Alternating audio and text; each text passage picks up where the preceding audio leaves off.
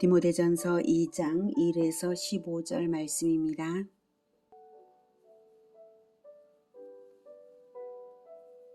2장. 그러므로 내가 첫째로 권하노니 모든 사람을 위하여 간구와 기도와 도고와 감사를 하되 임금들과 높은 지위에 있는 모든 사람을 위하여 하라. 이는 우리가 모든 경건과 단정함으로 고요하고 평안한 생활을 하려 함이라. 이것이 우리 구주 하나님 앞에 선하고 받으실 만한 것이니 하나님은 모든 사람이 구원을 받으며 진리를 아는 데 이르기를 원하시느니라. 하나님은 한 분이시요 또 하나님과 사람 사이의 중보자도 한 분이시니 곧 사람이신 그리스도 예수라. 그가 모든 사람을 위하여 자기를 대속물로 주셨으니 기약이 이르러 주신 증거니라. 이를 위하여 내가 전파하는 자와 사도로 세움을 입은 것은 참말이요 거짓말이 아니니 믿음과 진리 안에서 내가 이방인의 스승이 되었노라. 그러므로 각처에서 남자들이 분노와 다툼이 없이 거룩한 손을 들어 기도하기를 원하노라. 사랑하는 형제 여러분, 5월 12일 목요일 저녁 묵상에 오신 것을 환영합니다. 디모데전서는 바울이 아들 같은 목회자인 디모데에게 주는 첫 번째 목회 서신입니다. 1장에서는 이단들로부터 진리를 지켜내고 이단들이 잘못된 가르침을 가르치지 못하도록 막아내라는 가르침을 주었습니다. 이어서 2장은 교회 내에서 바른 예배의 태도와 질서에 대해 지침을 줍니다. 그러나 이 예배의 태도는 교회 내의 형식 예배만을 말하는 것은 아니고요. 바른 신앙의 태도라고 해야 되겠죠. 자, 먼저 1절. 그러므로는 상관 접속사는 아니고요. 자, 이제 정도로 번역될 수 있는 전환의 말입니다. 이제 구체적인 실천 지침을 주겠다 이런 것이죠. 내가 첫째로 권하노니에서는 첫째로 중요한 것을 첫째로 권하는데요. 바로 기도입니다. 모든 사람을 위하여 간구와 기도와 도고와 감사를 하되 모든 사람을 위해 중보 기도를 하라고 명합니다. 이 기도의 대상은 에베소 교회 교인들을 위해서는 물론이고요. 교인들만이 아니라 할 수 있는 모든 사람을 위해 기도하라는 것입니다. 늘 성령으로 무시로 기도하는 자로서 살아가라는 뜻이죠. 간구와 기도와 도구와 감사는 비슷한 의미의 말을 반복 강조한 것이라고도 볼 수 있는데요. 때와 상황에 따라 간구가 될 수도 있고 도구가 될 수도 있고 감사가 될 수도 있는 기도를 계속하라는 말입니다. 도구는 중보 기도를 말합니다.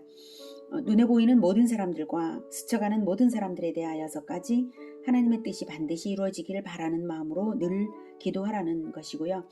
자기가 살고 있는 땅의 모든 사람들에게 하나님의 뜻이 이루어지기를 바라라는 것이죠. 그것이 바로 목회자의 마음이어야 하고 그리스도인의 마음이어야 합니다.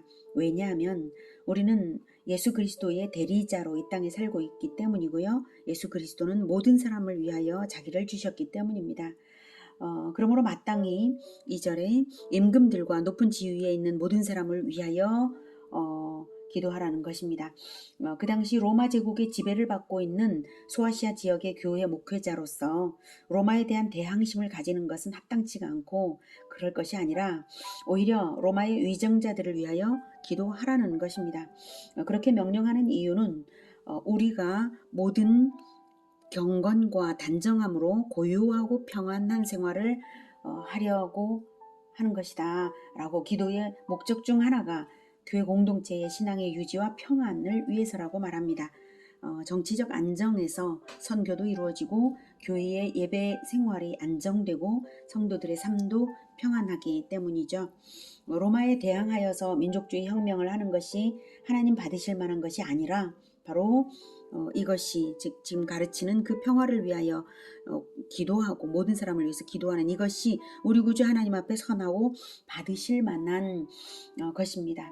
왜냐하면 하나님은 모든 사람이 구원을 받으며 진리를 아는 데 이르기를 원하시기 때문이고요. 또한 하나님은 한 분이시기 때문입니다. 한 분이신 하나님은 모든 사람을 지으신 분이셔서 특정 민족만 아니라 모든 사람의 구원을 간절히 바라시고 당연히 로마의 구원을 간절히 바라시고 모든 사람의 구원을 다 바라십니다.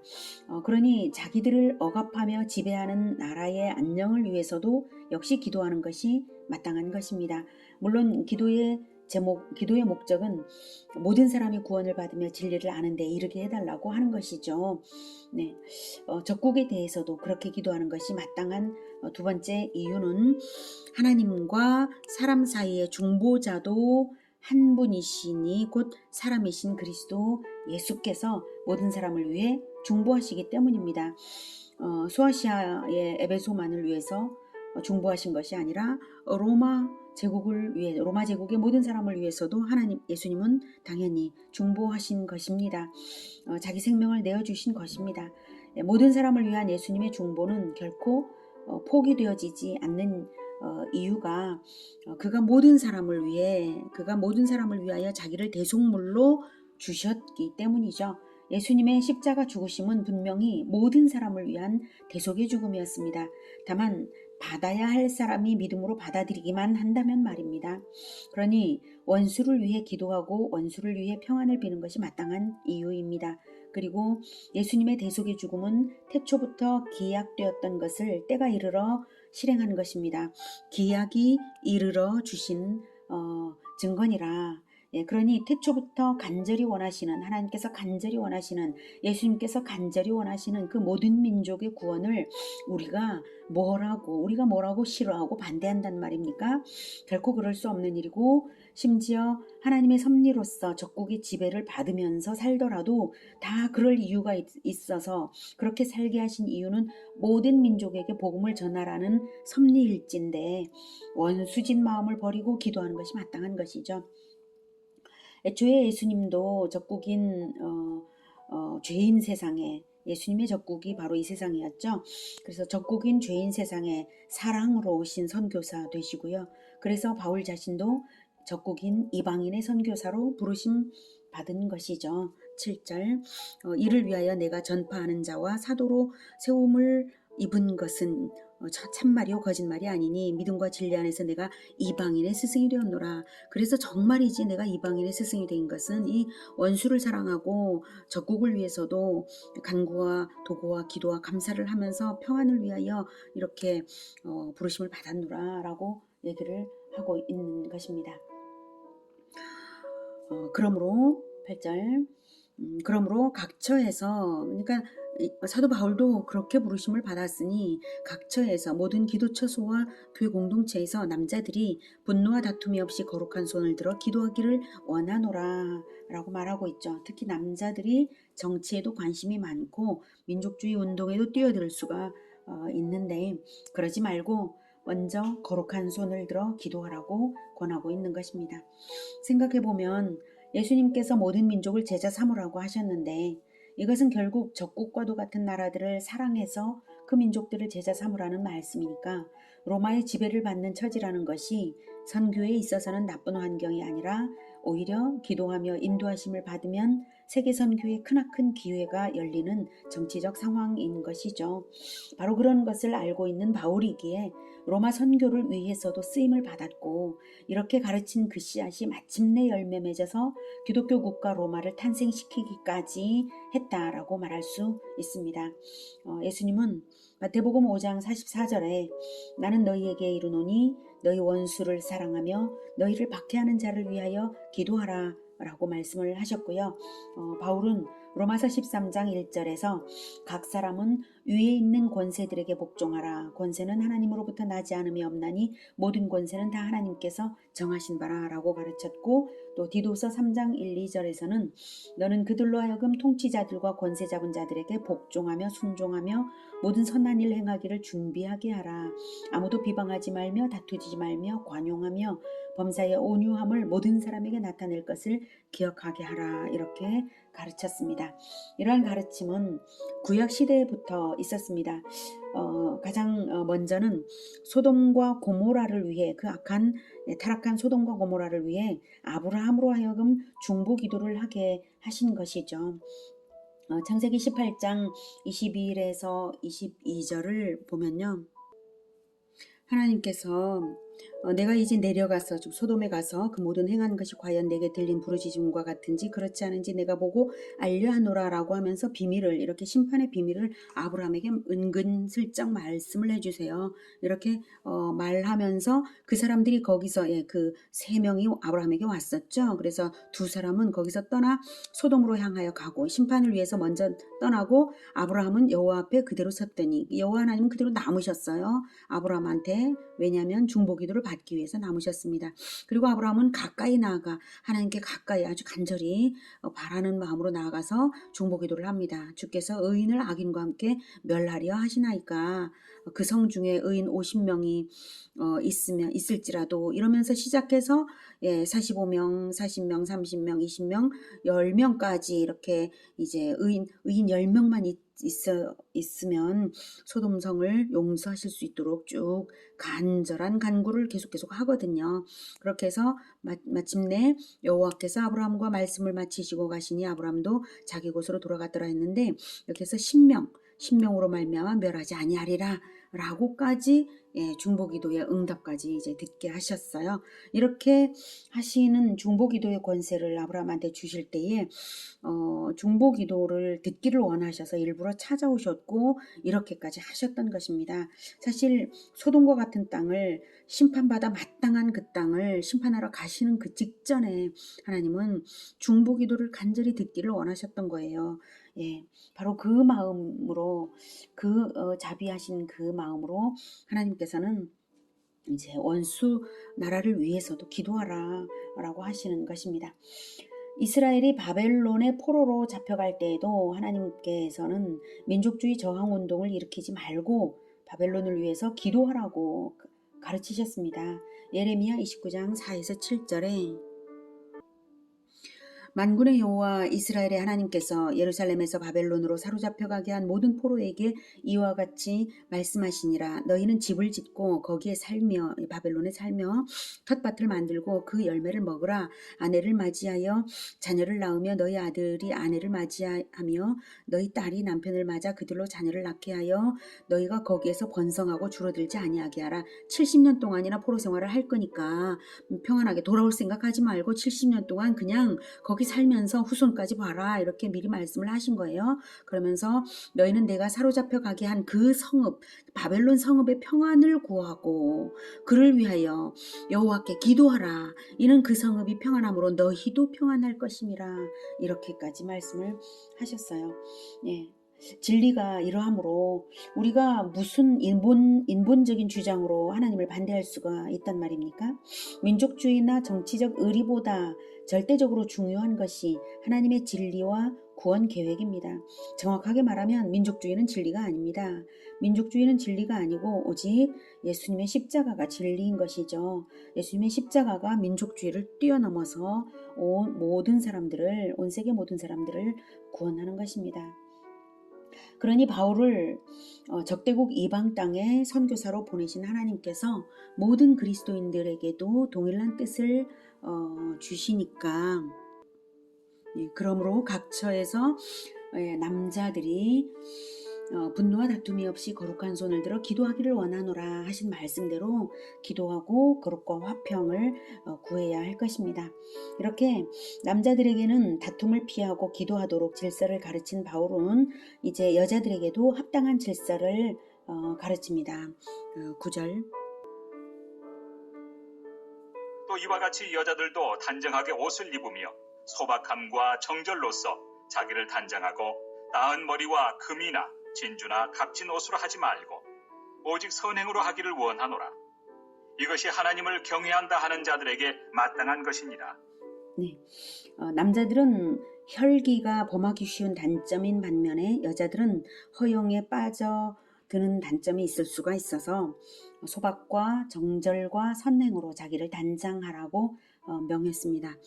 11절 여자는 일체에 순종함으로 조용히 배우라. 여자가 가르치는 것과 남자를 주관하는 것을 허락하지 아니하노니 오직 조용할지니라. 이는 아담이 먼저 지음을 받고 하와가 그 후며 아담이 속은 것이 아니고 여자가 속아 죄에 빠졌습니다. 남존여비 사상은 아니고요. 다만 가정의 질서라는 것이 있고 그것은 창조 때부터 아담이 먼저 지음을 받은 데서부터 남자가 바로 근원이 되는 존재이기 때문에 주관하는 권세, 결정권자로서 존재한다는 것을 말하는 것입니다. 질서는 진리에 근거하여서 나오는 것입니다. 그것을 말하는 것이고요. 구약 성경에 드보라는 가르치는 여자였고 또 말씀을 가르쳐 알게 하는 일로 재판도 했던 여자 사사였습니다. 신약 성경에도 빌립 집사의 딸들이 예언하는 자들이 있었고요. 그것을 볼 때에 여자에게 가르치는 사역 자체를 금한다는 뜻이 아니라 가정사에 있어서 부부간에 가르치는 권위는 남자에게 원칙적으로 있다. 이런 질서를 말하고 있는 것입니다. 가정에서의 질서가 잡히면 교회에서도 저절로 질서가 잡히기 마련이거든요. 15절. 그러나 여자들이 만일 정숙함으로써 믿음과 사랑과 거룩함에 거하면 그의 해산함으로 구원을 얻으리라. 네, 해산은 이제 출산의 완성이죠. 이게 첫 범죄 때 하와가 받은 징계는 출산의 고통인데요. 그러나 출산 그 자체는 복이잖아요. 하나님께서 창세기 1장에서부터 주신 생육, 번성, 충만까지 가는 것이 바로 복입니다. 출산이 바로 복의 통로인 것을 생각할 때에 고통을 감내하면서 자녀를 출산해서 기르면서 어미의 도리를 다하는 것은 남편에게도 자녀에게도 하나님께도 잘하는 것입니다. 그래서 여자들이 정숙함으로써 믿음과 사랑과 거룩함으로 자녀를 낳아 기르면 구원을 얻는다는 것입니다. 이 말씀은 믿음이라는 말을 포함하고 있으므로 안 믿는 여자들에 해당되는 말은 아니고요. 믿음 안에서 이 가르침대로 여자들은 구원을 얻는다라고 하는 것입니다.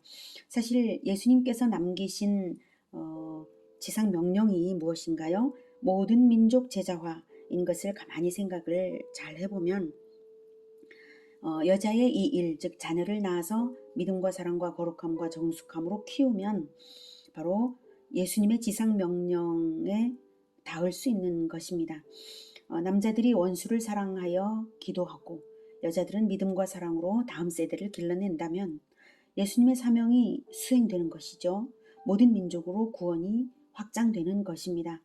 하나님은 모든 사람이 구원을 받으며 진리를 아는 데 이르기를 원하십니다. 자녀 교육에서부터 정치에 이르기까지 원수 사랑에 이르기까지 하나님의 뜻이 이루어지기를 늘 간구하며 기도와 도구와 감사를 하면서 하나님께 연합되어서 하나님의 비전을 이루는 우리 모두가 되기를 축복합니다. 기도하겠습니다. 하나님, 우리에게 가정을 주셔서 감사합니다. 또한 우리에게 원수를 사랑하도록 가르침을 주셔서 감사합니다. 진리를 가르쳐 주시고 또한 역사 속에서 진리대로 하나님께서 구원을 이루어 가시는 것을 보여주시는 것 감사합니다. 오직 하나님께서 구원을 이루실 것을 믿고 우리가 하나님의 명령대로 원수를 사랑하고 또 모든 사람을 위하여 간구와 기도와 도구와 감사를 할 수 있도록 주님 도와주시옵소서. 그리고 가정에서는 자녀를 믿음으로 키우며 진정으로 하나님께서 가르치시는 모든 덕성으로 가르칠 수 있도록 도와주시옵소서. 그래서 가정에서부터 또한 교회가 모든 민족으로 확장되기까지 우리들의 모든 삶 속에서 주 예수님을 닮아가도록 주 예수님의 모범을 따르도록 하겠습니다. 주님 도와주시옵소서. 예수님의 이름으로 기도드립니다. 아멘. 이어지는 시간은 개인 기도 시간입니다.